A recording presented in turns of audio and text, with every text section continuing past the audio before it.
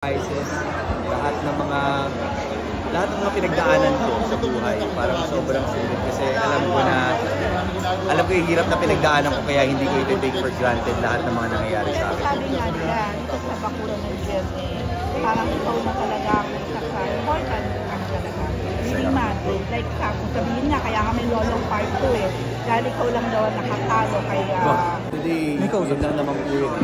As long as nakakatulong ka sa pamilya mo at nakakapagbigay ka ng inspirasyon para sa marami, parang that's the goal, that's the dream. Ano ba yung nabili na yan na hindi mo nabili dati?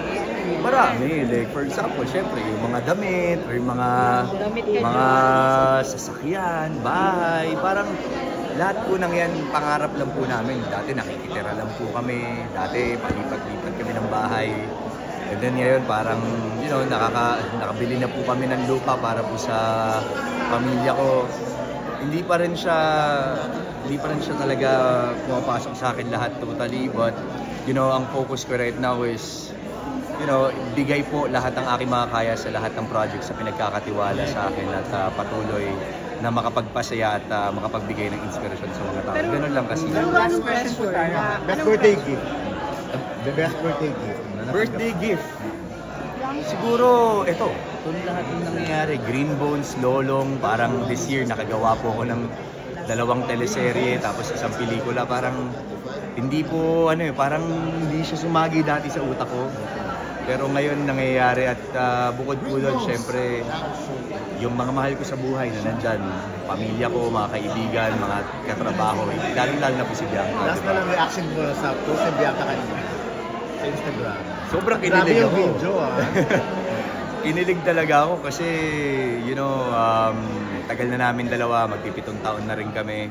Pero yung pagmamahalan at suporta sa isa't isa parang nandun pa rin. At masabi namin parang ganun siguro kami ngayon, parang nakatuto kami sa kung paano po namin mapupush yung isa't isa doon sa pagtupad ng mga pangarap po namin. May lote ka na rin para Bianca. May lote na rin kayo. Ay, syempre, yan po ang mga susunod na mga plano po natin. But sa totoo lang, ang dami na po namin mga plano together. Ang dami na rin namin ng mga nagawa together. Like may mga businesses na kami na magkasama. But syempre ako sa ngayon, pondo-pondo lang muna kami. And then eventually, you know, for me kasi siya na talaga yung nakikita kong taong gusto kong makasama habang buhay. So, ang tadhana na lang po talaga makapagsabi kung kailan po mangyayari ang, you know, masasabi kong kami na talaga sa isa't isa at ikakasal kami. Hindi ka ba natatakot sa 7 years na sinasabi? Parang hindi, ako, to be honest as person, hindi naman ako naniniwala sa mga ganyan kasi ang pagmamahal naman po ay choice. Basta pipiliin po namin ang isa't isa araw-araw, yun ang pinakamahal. Picture lang. Opo. Ay, sorry po. Super congrats. Maraming salamat po. Sana magustuhan niyo po. Happy birthday. Grabe. Thank you. Rue here, one last picture.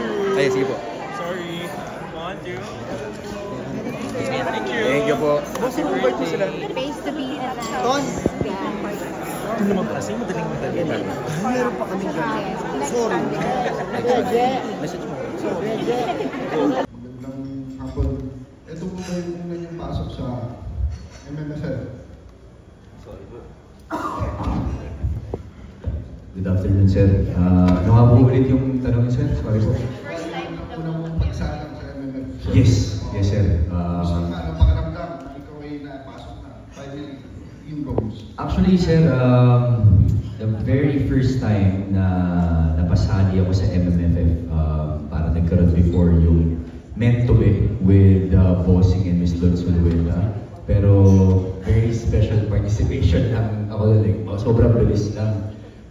But this time, nabigyan ako ng oportunidad na makagawa ng isang MMFF project, and I'm just so grateful because, to be honest, last year when I was watching Firefly, parang nung pinapanabas na yung end credits, bigla ko lang naramdaman at sinabi ko nga na pakiramdam ko next year magkakaroon ako ng MMFF project. And somehow na-manifest po siya lahat. And it was very challenging at first because ibang-iba yung ibang-iba ang telebisyon sa paggawa ng pelikula. But sobrang na-enjoy ko yung proseso at sobrang minahal ko yung panahon na ginugugol namin sa paggawa ng pelikula na ito. I'm just very grateful sa bumubuo ng team ng Green Bones because ginaid nila ako throughout the process of this project at hindi na po ako makapaghintay na mapanood po ito ng sambayan ng Pilipino.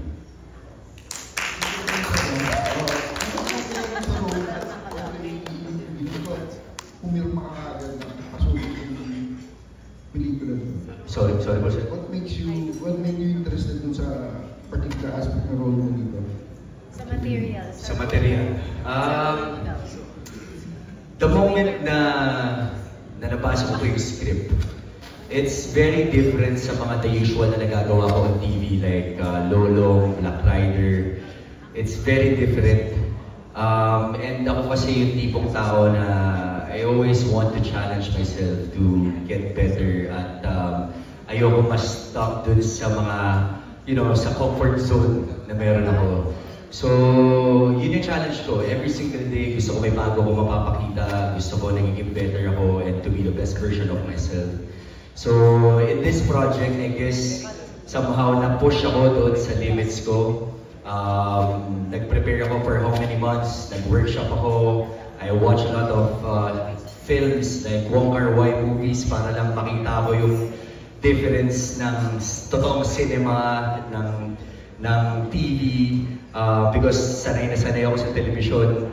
But in this case, I guess it's very different. But like what I said earlier, sobrang na-enjoy ko talaga yung proseso ng paggawa.